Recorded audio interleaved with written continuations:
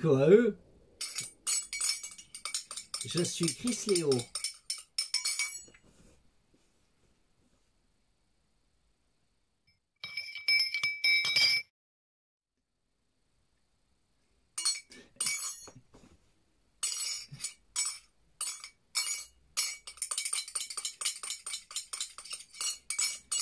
Alors récemment, c'était mon anniversaire et, j'ai fait un déballage de, de cadeaux dans une vidéo de circonstances.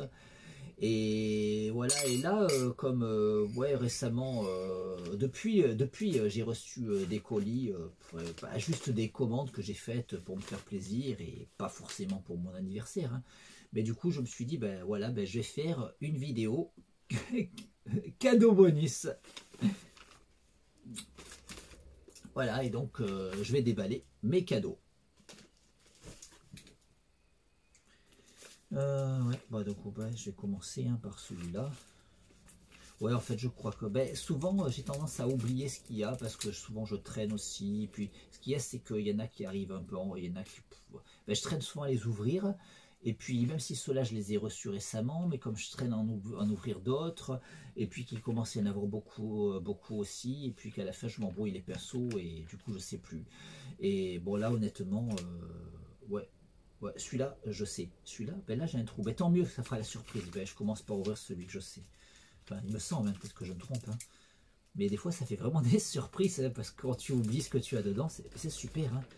C'est comme si un autre t'offrait un cadeau alors que tu te l'as offert toi-même.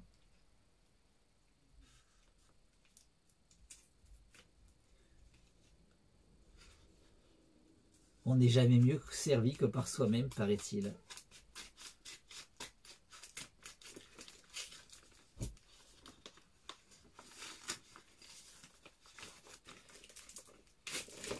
Et voilà, et c'est bien ce que je pensais. Si on veut bien m'excuser pour le barbarisme, c'est bien ce que je pensais. Voilà, voilà. Il s'agit d'une BD Sankukai. Alors, il y en a qui ça va peut-être les faire rire.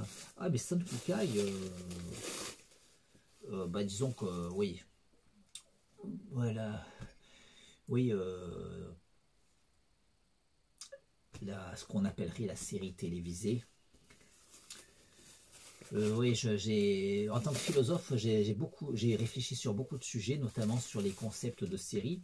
Et c'est vrai qu'on emploie le mot série un peu à tort et à travers. Et du coup, pour moi, je trouve qu'il est important de faire des distinctions. C'est-à-dire que, ben, disons que quand tu as des programmes télévisuels en épisode, on emploie systématiquement le mot série. Mais parfois, on constate que c'est des feuilletons. Et en fait, et on considère légitimement que le feuilleton est le pendant de la série. Mais quand on ne sait pas si c'est un feuilleton ou une série, on choisit comme mot générique le mot série. Et ainsi, on considère que le concept de série peut se subdiviser en deux sous-concepts qui sont le feuilleton et la série. Et du coup, tu as le mot série qui se retrouve avec deux sens bien distincts. Un sens qui le place comme pendant du concept de feuilleton et un sens qui le place comme le concept général qui se spécifie d'une façon ou d'une autre. Et alors moi, en ce qui me concerne, j'estime qu'il faut un terme générique qui ne soit aucun des deux termes qui sont le pendant l'un de l'autre. Et c'est pour ça que dans mes réflexions, je propose d'utiliser le mot céréale en gardant l'accent aigu, pas le mot anglais. Le mot céréale qui existait en français par le passé, certes avec un autre emploi, mais qui n'est plus d'actualité. Et du coup, je me dis que ça serait une bonne proposition.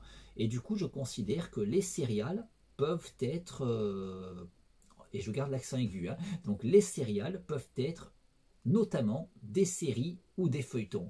Alors les séries, une succession d'épisodes où on retrouve les mêmes personnages, mais où il n'y a pas d'évolution, de continuité, il n'y a pas une histoire qui évolue entre les épisodes, et tu peux prendre dans le désordre et tu ne t'en rendras pas compte, et tu ne seras pas gêné. Et le feuilleton où tu as une grande histoire sur plusieurs épisodes. Du coup, les céréales peuvent être notamment des séries ou des feuilletons. Et après, forcément, il y a les genres hybrides. Mais bon, c'est une autre histoire. J'ai beaucoup réfléchi sur les genres hybrides et je développerai ça plus tard. Ou j'ai peut-être déjà développé, parce que des fois j'ai des vidéos en boîte que je tarde à poster ou à faire le montage et ensuite à poster. Parfois je tarde beaucoup à aller faire le montage et puis même quand j'ai fait le montage je tarde à les poster. Alors du coup peut-être que ouais et là je sais pas quand ouais ben là je tourne mais peut-être que je vais tarder à poster aussi et du coup au bout du compte je sais plus, des fois j'oublie même ce que j'ai déjà posté. Mais j'ai certainement abordé les sujets. Ouais, du coup, ouais, bah, en tout cas, je réaborderai, hein. Ouais, ça c'est sûr. Voilà. Oui, il y a les genres hybrides. Bon, voilà. Et voilà. Donc, oui. Et quand je dis série, eh ben, c'est pas forcément voilà, les céréales, c'est pas forcément à la télévision. Les BD peuvent être des séries ou des feuilletons, et dans les deux cas, c'est des céréales. Et effectivement, les BD peuvent aussi être des histoires qui sont quelque part entre des genres hybrides entre séries et feuilletons ou voilà, les BD, les romans, voilà, toutes sortes d'œuvres narratives peuvent être donc des séries ou des feuilletons ou les différents styles narratifs par épisode. Ouais. Bon, en tout cas, oui, donc Sankukai, c'est une série.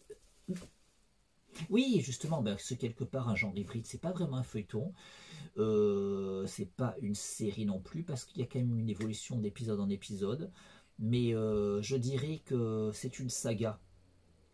Et j'emploie le mot saga. Bon, le mot saga existe, je suis pas forcément contre la manière dont il est employé, mais je le précise. En même temps, il n'est pas forcément toujours employé exactement pareil, mais je le précise comme vraiment quelque chose qui est strict entre la série et le feuilleton. C'est-à-dire que le feuilleton, tu as une grande histoire et qui est morcelée en épisodes, mais quand tu arrives à la fin de l'épisode, tu n'as pas une conclusion à l'épisode, ça débouche directement sur le commencement de l'autre, du suivant. Et du coup, c'est vraiment l'histoire qui est morcelée parce que sinon ça ferait quelque chose de trop long. Et tandis que dans la saga, tout en ayant une histoire qui continue, c'est quand même, voilà, tu as vraiment une structure à chaque épisode. Et voilà, et du coup, évidemment, Star Wars, c'est une saga en fait, hein. Voilà, et du coup, je dirais que Sankukai est aussi une saga.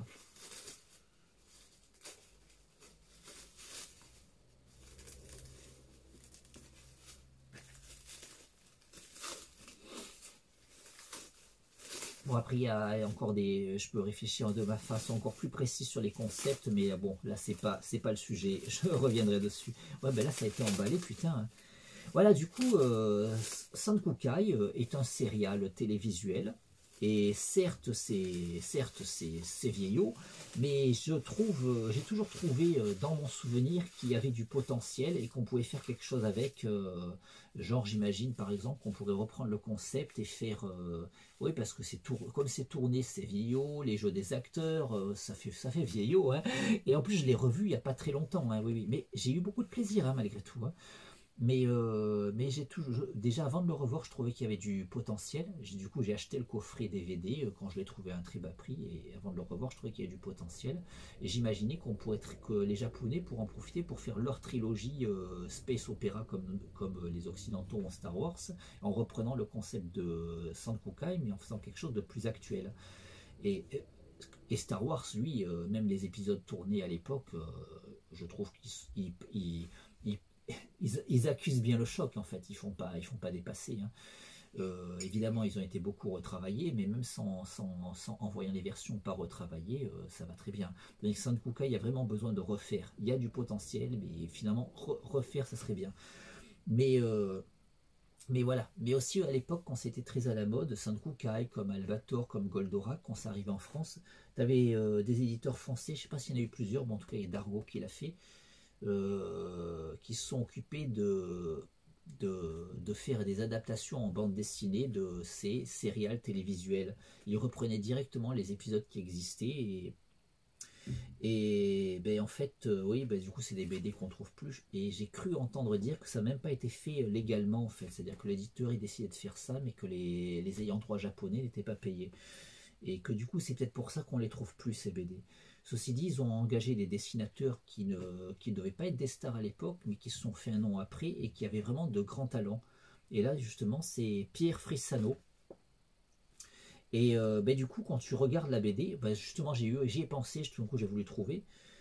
Ben, tu as l'histoire d'un épisode, donc, qui existe dans le serial télévisuel, donc dans la saga télévisuelle, en l'occurrence. Donc, tu as l'histoire d'un épisode. Quand tu tombes sur l'épisode, tu peux trouver que c'est vieillot et que c'est dépassé, mais quand tu regardes ces pages de BD, tout d'un coup, tu dois te dire, ah mais c'est génial. Et bien pourtant, c'est la même histoire. Comme quoi, c'est pas le problème, c'est pas l'histoire. Hein.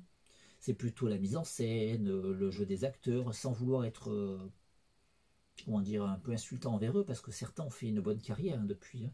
Il y en a un qui a même joué dans beaucoup de productions télévisuelles américaines depuis. Hein. Là, j'ai un trou sur son nom, ben, c'est celui-là. C'est celui qui joue Hayato. Là, j'ai un trou sur le nom de l'acteur. Là, je crois que c'est lui. Hein. Il est bien dessiné. Mais Thomas Frissano est très très talentueux. Hein.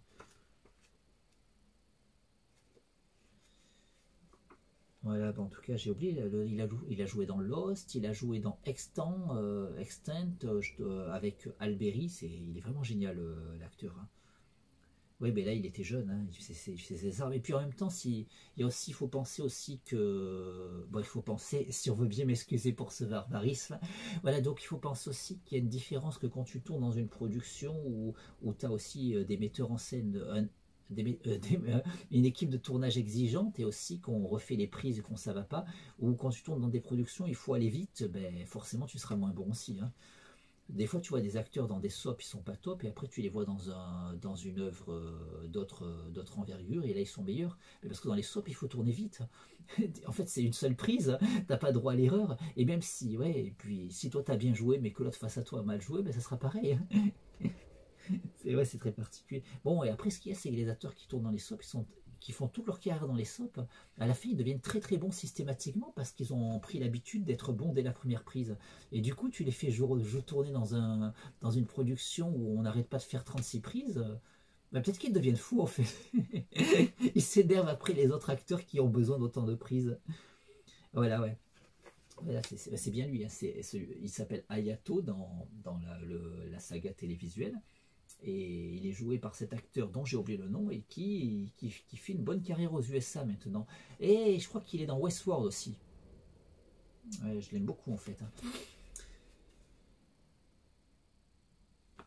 Voilà, en tout cas, on peut voir que quand même, c'est une très bonne BD. Du coup, ouais, il me tarde de la lire.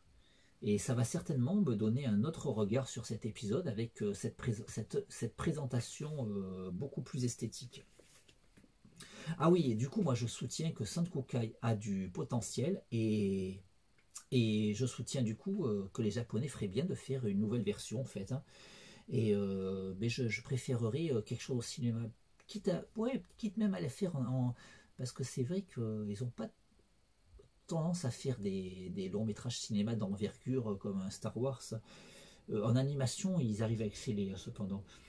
Mais ils pourraient peut-être le faire avec une équipe internationale, une équipe américaine. Et d'ailleurs, il y a eu un long métrage Sankukai qui est une autre version. Hein. Ils ont d'abord fait le long métrage cinéma et après ils ont fait le serial télévisuel qui a repris les concepts du long métrage et qui a utilisé les décors pour les rentabiliser.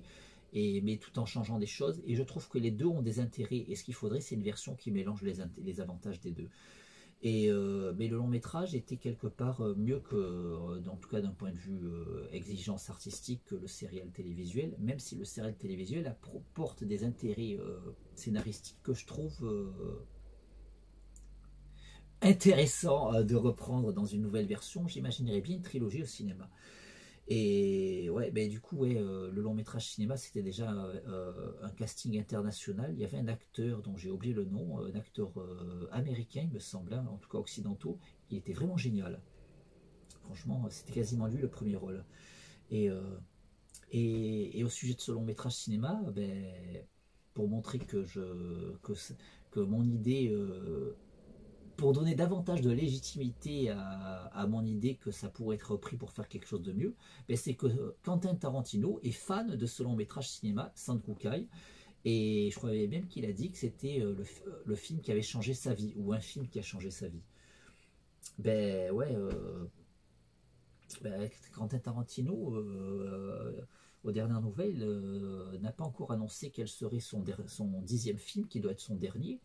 Et il a failli faire, il a été pressenti à un moment pour un Star Wars, mais il avait dit que lui, il n'était pas intéressé. Il a ensuite été pressenti pour un Star Trek, là, il était intéressé, mais j'avais pas trop envie qu'il le fasse, parce qu'il a trop son empreinte personnelle, et j'avais pas envie qu'il chamboule la saga qui a été déjà lancée. Et, mais Tarantino, étant fan du long métrage cinéma Sankukai, ben, après le fait après qu'il ait été pressenti pour Star Wars, puis qu'il ait failli faire un Star Trek, ben, la victoire pour lui, et pour conclure dignement sa carrière de metteur en scène, ben, faire sa version de Sankukai. Et là, vu que je trouve qu'il y a du potentiel dans Sankukai, mais qu'en même temps ça me gêne pas que ça soit, je veux que ça soit rebooté tout simplement. Du coup, pour moi, Quentin Tarantino peut faire sa version. Et ouais, j'aimerais bien que ça soit ça le 10e film de Quentin Tarantino, Sankukai.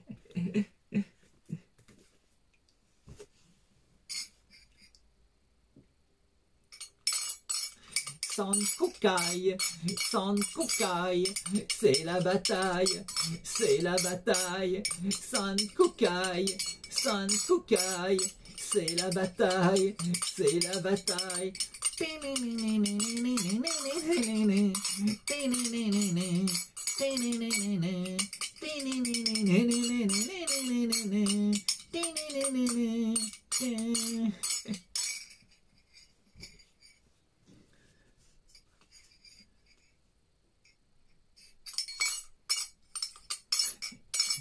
Bon, je vais passer à mon cadeau suivant pour mon anniversaire. Ben là, j'ai oublié, tant mieux, j'aime bien quand j'oublie. Ouais, parce que Sankukai, je m'en rappelais. Voilà.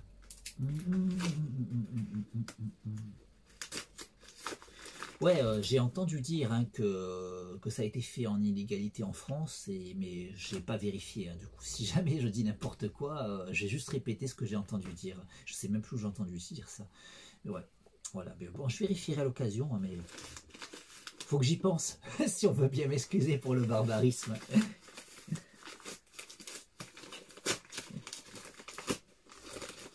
Allez. Ah, c'est bien, là, c'est vraiment une surprise. C'est bien, j'ai oublié. Alors, putain,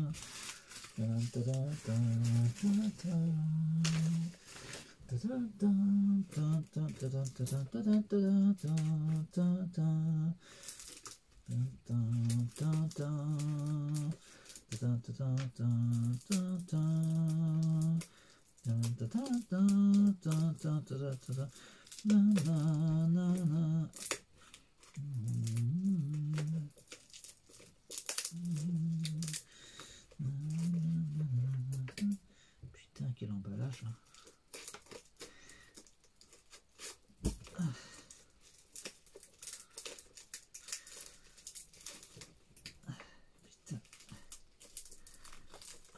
C'est gavant. Ouais, parce que certains emballages, c'est bizarre. On dirait les gens ils mettent du papier bulle et du scotch autour. Il y a pas, en fait, des fois, il n'y a même pas d'enveloppe, c'est bizarre. Ouais, il y a l'enveloppe quand même. Ouais, il y a l'enveloppe.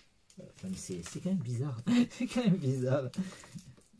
Enfin, bon, certains, j'ai eu parfois le papier bulle, l'enveloppe, ça prend l'enveloppe et l'adresse dessus. C'est très bizarre. Là, non, là c'est dans l'enveloppe, mais c'est vrai, c'est quand même. T'as tellement du mal à l'ouvrir que tu risques de bousiller ce qu'il y a dedans. C'est quand même particulier. Hein. Et déjà, il y a une drôle d'idée pour l'emballage. Bon. Bon, si tout est en bon état, je vais pas être vache dans la... Ah oui, c'est sur Rakuten que j'ai commandé, du coup il faut noter les gens. Ah, mais bon, ben, si tout est bon, hein, je vais pas être vache dans la note. Mais putain, c'est gavant. Hein. T'as du mal à l'ouvrir. Ah, ça y est. Des fois, t'as peur d'oublier, d'abîmer, pas d'oublier. Parce que là, je vois, ça me revient, c'est un steelbook. Je suis pas sûr qu'on prononce style ou style, mais bon, un steelbook. Oh putain, qui galère. Ah, ça y est, j'ai trop. Oh là là. C'était dur, hein. Putain. Putain. Alors. Ouais. Est-ce que. Ouais, ouais. Voilà, c'est bien ça. Ouais, parce que il n'y a pas le. Oui, il me semble, c'est un des ces longs métrages cinéma de John Carpenter. Je sais plus lequel parce que là tout est écrit. Il manque. Il y a c'est l'édition Steelbook. Normalement, il y a un truc qui est au carton avec les détails qui est collé. C'est pas grave hein, qu'il soit plus. Hein. Et ah oui, puis il n'y a pas le titre français. Ouais, je crois que c'est voilà, c'est pas le titre français. Moi, j'ai tendance à connaître surtout les titres français. Voilà, il y a le titre anglais, mais je n'ose pas le prononcer parce que je risque de mal prononcer. Je suppose que voilà, et en tout cas, The Live, ça a l'air d'être ça, si je prononce bien. Et John Carpenter, The Live, Larry Franco Production. Il me semble que c'est l'un des deux films de cette saga. Il y avait New York 1998 et Los Angeles 2017, il me semble. Je crois que c'est ça, si je me souviens bien. Et je comptais commenter les deux, mais bon, voilà, j'en ai trouvé un d'occasion à un bon prix et je l'ai commandé, je crois que c'est ça. Et du coup, et à la bonne occasion, je commanderai l'autre. Mais du coup, je sais plus lequel des deux j'ai commandé. Ah, oui, oui. Invasion Los Angeles. À moins qu'il y en ait trois, je sais plus. Mais au bout du compte, je les ai pas forcément vus. Hein. J'en ai vu un. Hein. J'en ai vu un. Je sais plus. J'en ai vu un que j'ai bien aimé. Je l'ai vu à la télévision. Mais puis j'ai plutôt de bons souvenirs de ce que j'ai pu voir de John Carpenter, mais je suis pas un spécialiste, mais je sais que j'ai vraiment le sentiment que c'est quelqu'un sur qui il faut s'arrêter beaucoup plus. Il y a parfois des artistes comme ça que je développe vraiment sur le tard, que j'apprends à vraiment connaître sur le tard. Ouais, bah c'est une édition française, c'est Studio Canal. Voilà.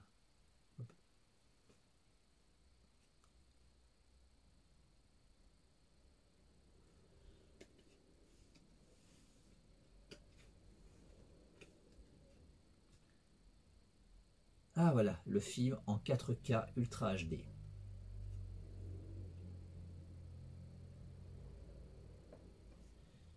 Ouais, j'aime bien commander mes longs métrages cinéma quand je peux, même mes séries TV en 4K Ultra HD. Et normalement, tu as un combo où tu as le même contenu en Blu-ray. Ben là, il est à côté en Blu-ray. Parce que pour l'heure, je n'ai pas le lecteur 4K Ultra HD, mais dès que possible. Hein. D'ailleurs, je n'ai pas vraiment de lecteur Blu-ray. J'ai le lecteur de la Freebox Revolution qui est un lecteur Blu-ray intégré. Mais après, un de ces jours, je comptais acheter un bon lecteur Blu-ray, mais après, ben, peut-être que d'ici là, j'achèterai plutôt un lecteur 4K et qui lira les Blu-ray, hein, du coup, hein, comme il lira les DVD. Voilà, voilà. Ouais, donc, oui. Ouais, du coup, c'est pas un gros risque hein, d'acheter ben, le 4K. En gros, le Blu-ray, tu as, disons, l'image, c'est, je sais plus, parce que 4K, c'est 4000. Le K, c'est kilo. Hein. Et c'est, je sais plus, c'est le nombre de pixels, mais le nombre de pixels sur un ratio, voilà, ça doit être ça en fait. Hein. Mais en fait, le Blu-ray, c'est du 1K en fait, et là, on passe à du 4K. Du coup, forcément, tu as forcément, que tu y crois ou non, si tu passes de 1000 à 4000, tu as beaucoup plus de détails. Et voilà. Et en fait, pour ces longs métrages, toutes ces productions cinématographiques anciennes, il n'y a même pas de risque à les acheter en 4K. Parce qu'on pourrait dire oui, mais à l'époque c'était pas filmé, mais en fait la pellicule, si tu la scannes, quand on l'a scanné à l'époque du Blu-ray, ça devenait du 1K, mais si on la rescanne aujourd'hui, ben, c'est du 4K parce que la pellicule est déjà optimale en définition. Par contre, un film récent qui aurait été filmé en 1K, ben, en numérique, ben, tu peux pas le passer vraiment tu peux. Bon, maintenant avec l'évolution de la technologie, il y a des bidouillages qu'on peut faire, mais a priori, voilà, si tu es filmé directement en numérique en qualité Blu-ray, tu le passes pas aussi sereinement sur du 4K parce que le numérique, il reste dans le format qu'il a été tourné. Mais par contre, quand c'est tourné sur pellicule, ben, plus les scanners s'affinent, plus tu obtiens mieux en fait. Hein. Voilà, et du coup, c'est plutôt les vieux films qui passent plus aisément en 4K, mais bon, quand le travail est bien fait, parce que des fois le travail est mal fait. Hein. Mais bon, pour des œuvres comme ça, j'ai plutôt confiance. Voilà, le film en Blu-ray.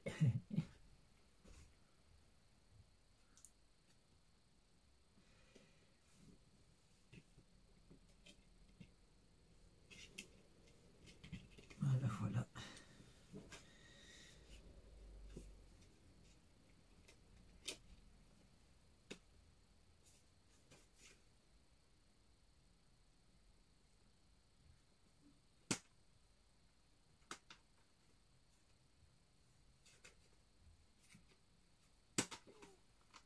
Pourquoi j'arrive pas à le fermer?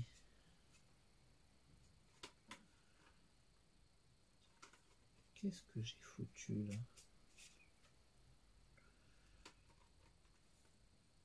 Ah voilà. Eh ben voilà. Voilà, tout est bon. Ah voilà. Voilà. Ouais, ben donc c'est Invasion Los Angeles. Voilà.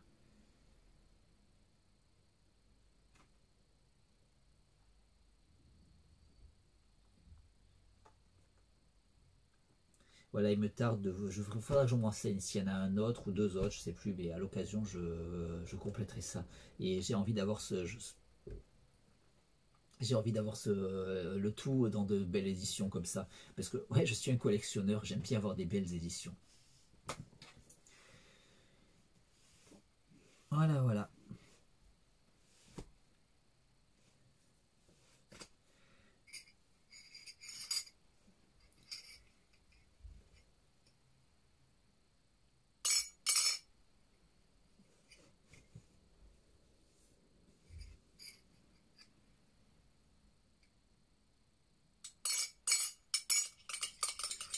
Ouais, ben voilà, j'avais que ces deux papiers aujourd'hui, ben voilà, ben.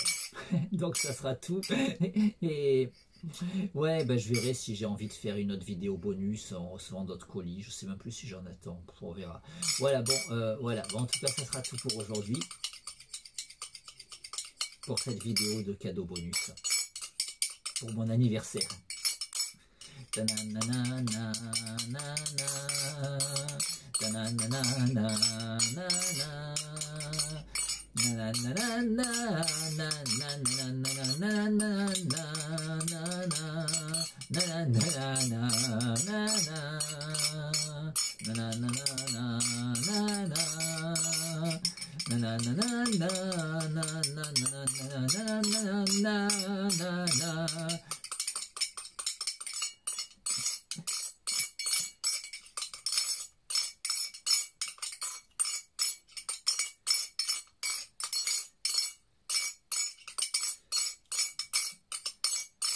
Quoi eux?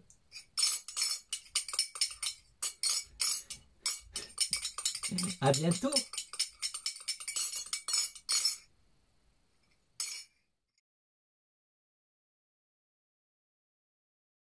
Quoi eux?